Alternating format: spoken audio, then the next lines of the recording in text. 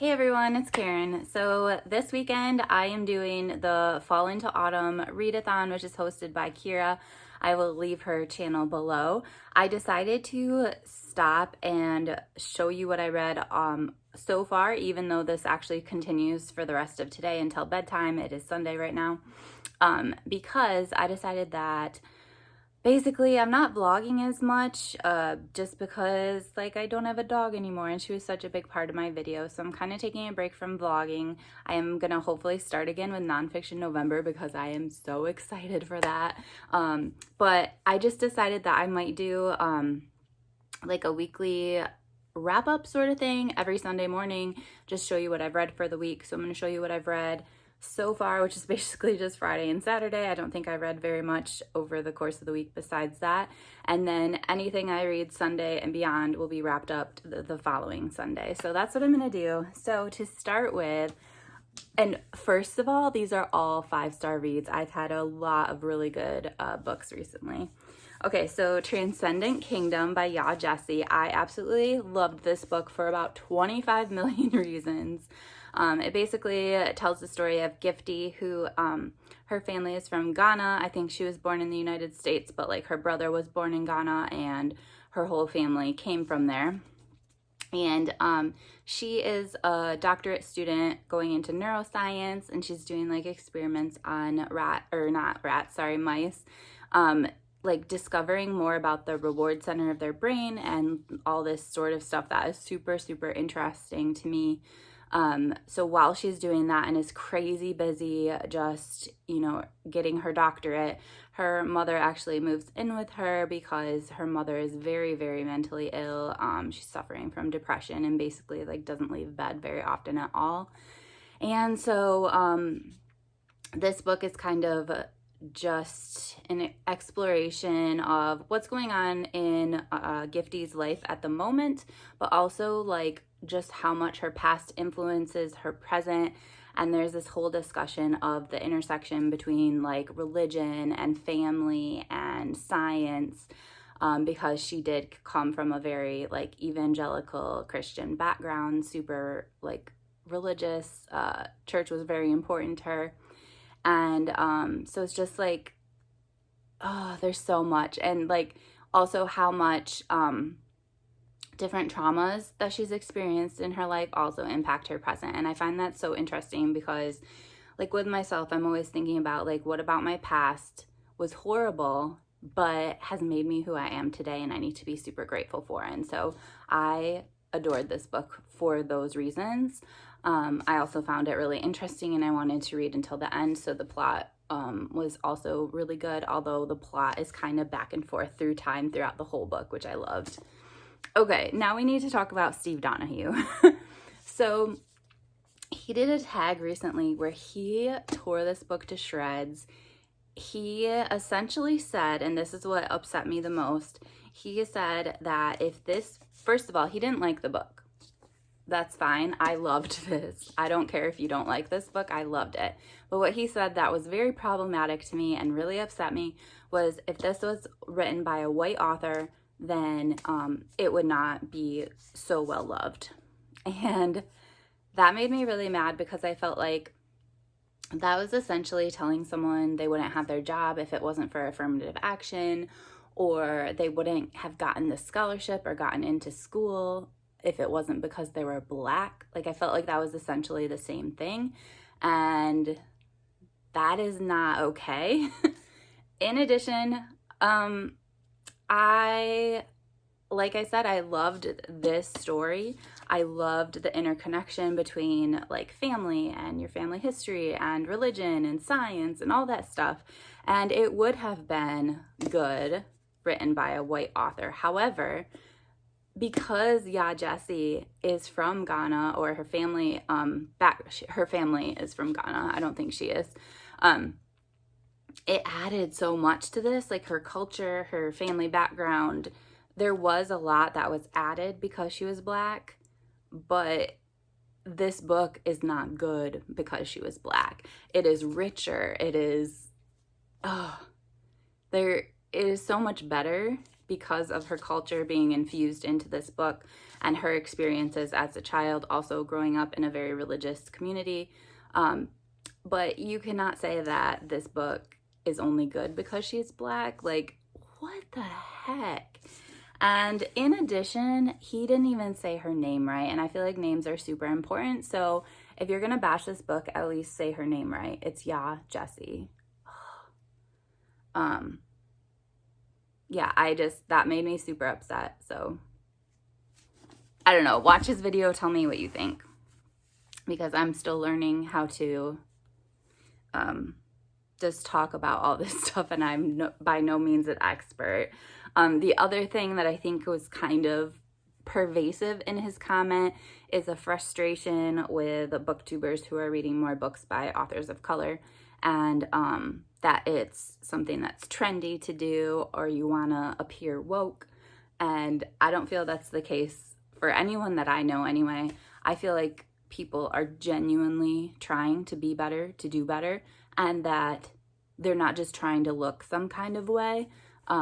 So I don't know what you guys think, but tell me what you think. Respond to his video, respond to mine. Tell me what you think. Okay, the next book that I read is It All in Your Head, which is by Suzanne O'Sullivan.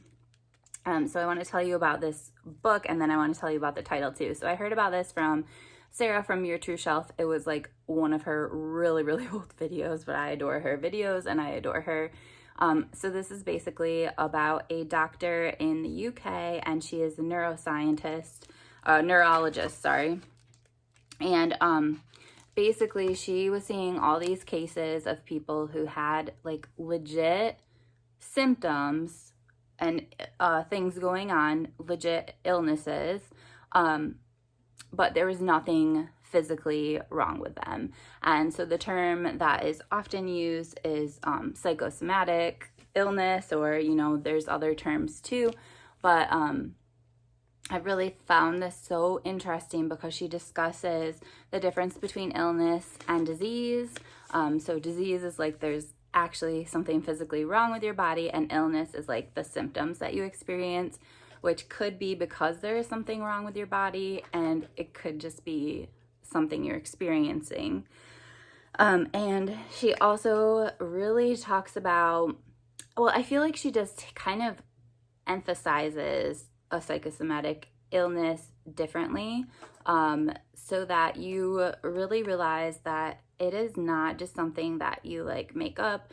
Like sometimes I think that I have a tendency to, if I have like one weird symptom, I like spin and freak out about it, and I look it up on the internet, and then because you're focusing on that weird symptom that probably everyone has weird stuff happen to their body from time to time, then it's worse because you're focusing on it. So that's my experience with this.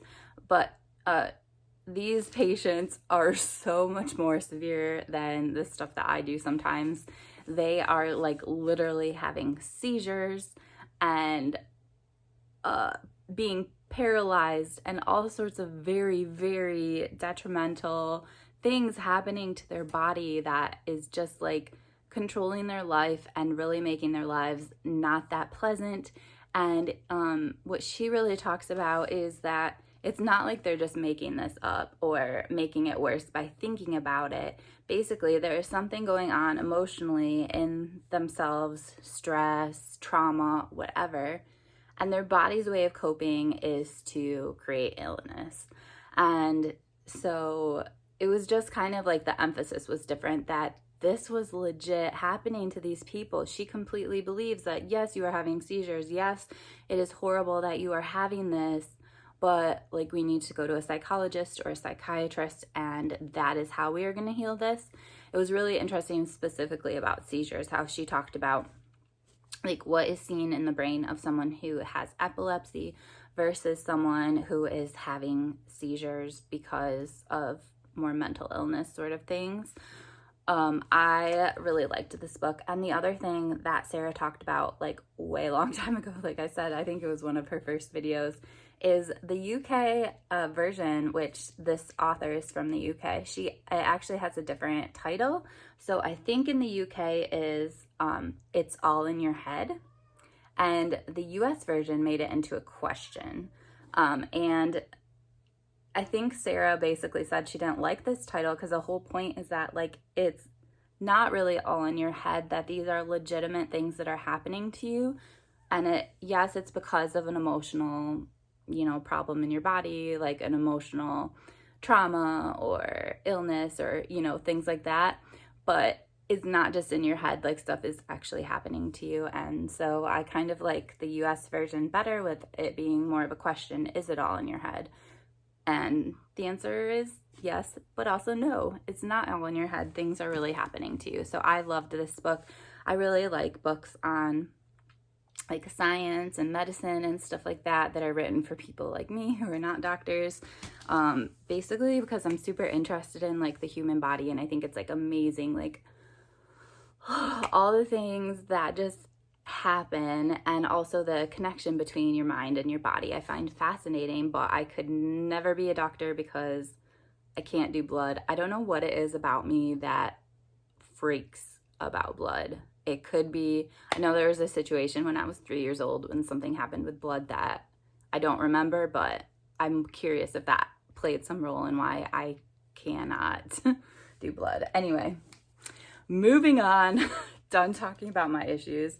So the next book that I read is So You Want to Talk About Race, and I didn't plan what to say with this. I'm just literally going to go through all my tabs because it was so amazing. This is by Ijoma Aluo, and oh gosh, I loved this book. So she starts off by saying something that was really relevant to me, because I actually started this book as like a political protest or whatever, because Donald Trump visited my town yesterday and I wanted to stay home so I wasn't involved in any sort of a super spreader thing. Like, I would never go to one of his rallies anyway, but I do feel like I need to hunker down and stay home a lot more often than I was. Like, I was going to restaurants and I was going to the grocery store, and a lot of that stuff I'm going to stop doing for a little bit, because I do feel like the next 2 weeks we are going to see a huge spike. We already have the second highest COVID cases, like new COVID cases per day, that we've ever had this whole pandemic. And so it's only a matter of it going up, because our governor was having a lot of restrictions on us, and then Trump's people basically made her stop, and she's lost her power as far as making sure we wear masks and do other safe choices. So we already were going to see it go up, and now that we've had a rally with all these people, it was so packed that there was a crowd outside as well, and somebody said 10,000 people. I don't know, but what I'm telling you is I am staying home a lot more recently, and so I decided to just spend my time wisely. When he was giving his speech on hate and all this stuff, like, I'm going to do something in response to that. And so I read this book. So this first quote was just so relevant because of what was going on during the time I read this. And it is, white supremacy is this nation's oldest pyramid scheme. Even those who have lost everything to the scheme are still hanging in there, waiting for their turn to cash out. And I feel that is so true to Trump supporters. Like, he does not care about them. He is not for the little guy, and yet they are his number one fans. They are just like following him no matter what he says, no matter what he does, and just like all the hate that is spewing from people's mouths in our world today. Like, you are not going to benefit from following him unless you're like a CEO of some company or something. But I just, that was interesting. And then, so basically this whole book is her response to, like, she's having all these conversations with people about race. Let's put it in a book. And, she also talks about poverty, because I think so many times the conversation is, well, I don't actually think it's race. It's actually like more of a poverty issue. And she attacks that by just talking about the different types of poverty, and like a poor white person, what's keeping them poor in Appalachia, for example, is not the same as what's keeping a Black person poor. And so you can't just help the poor people and expect that Black people will also benefit. And also not all Black people are poor. So there's just like, we actually need to deal with what in our society and our laws and all that sort of thing are holding Black people down. And it's not just about poverty. And while it's good to help people who are poor, that's not going to solve our race issues. We've been trying that for years and nothing has happened. It's not benefiting them. There's no like trickle down sort of thing happening. So, oh, this was talking about the police situations, and I found this really interesting that we keep like attacking the police, and I kind of feel like it's the same as a few years ago, people were attacking teachers, that our schools are not good, blah, blah, blah, blah, blah. And change needs to happen from within. And I was hoping that the police officers and things like that would have change within them, being like, listen, we are in the media a lot. We need to change. Like, let's prove that we're changing. Let's prove we're doing all this stuff to combat bias and racism and all this stuff. And I've not seen that. Maybe it is going on. But what she's talking about is the historic aspect of the police, like where did they come from? And historically, it said our police forces were born from night patrols who had the primary task of controlling Black and Native American populations in New England, and slave patrols who had the principal task of catching escaped Black slaves and sending them back to slave masters. So that's where our police started from, and obviously it's problematic if we don't really attack bias and talk about it and I don't know, change our laws as well, because that's a huge part of it too. Then there was a section on schools, so I just want to like preface this by saying I'm not talking about my current school situation and these examples that I might share. I'm going to be talking about previous schools I worked for.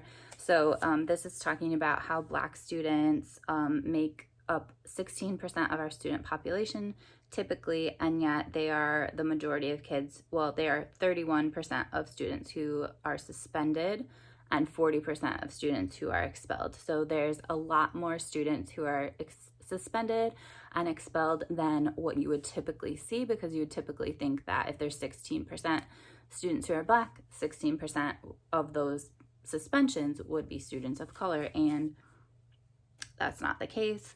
I really think that one of the best schools I looked at literally broke down our suspension and I forgot what we called it at that school, because everybody calls it different names at every school, but basically like office discipline sort of things. And we broke it down by race, and we had conversations once a month about that. So it wasn't something that was swept under the rug or not discussed. We dealt with it, we talked about it, and that's something I think needs to happen at all schools, so that you are really figuring out like what's the root cause of that, as opposed to just letting it go. The other thing is don't erase disabled Black and brown youth. So as a previous special education teacher, hopefully I'll be a special education teacher again soon. My job just changes year to year, but there is an overabundance of over-identification of students of color with disabilities.